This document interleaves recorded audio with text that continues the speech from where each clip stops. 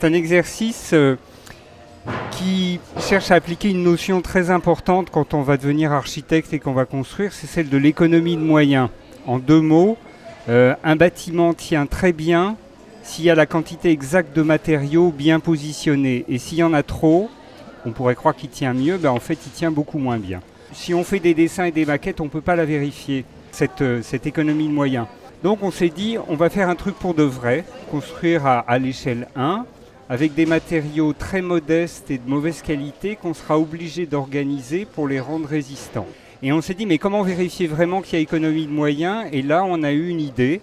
On s'est dit, la structure, on va la faire porter par les étudiants. Ils seront la colonne, l'unique colonne de la structure. Et comme ils bougeront, la question structurelle sera complexe. Donc, puisque la question structurelle sera complexe, la structure sera inventive, intelligente, élaborée, forcément. Sinon, elle cassera ou elle leur fera mal. Nous, on a essayé en composant une grande structure à partir d'un module simple en temps sécurité, de représenter un peu le mouvement du corps au fur et à mesure de la marche. Notre structure, elle est composée de 7 modules en temps sécurité qui partent vers l'avant et de 3 modules en contrepoids en arrière, ainsi qu'un poids qui a été attaché et calculé au bout du levier pour permettre d'équilibrer la structure. On a donc réfléchi aussi certains de nos bambous pour qu'ils résistent davantage au flambement, par exemple en triplant les bambous et en les écartant pour créer davantage d'inertie.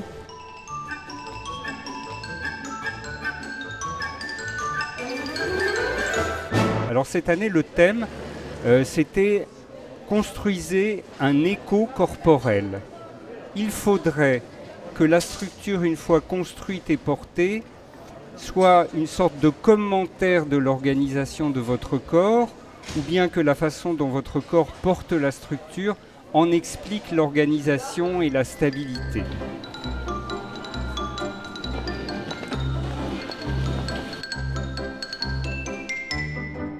Non mais juste pour passer une ficelle et que ça tienne en fait. Il n'y a pas de raison que ça glisse.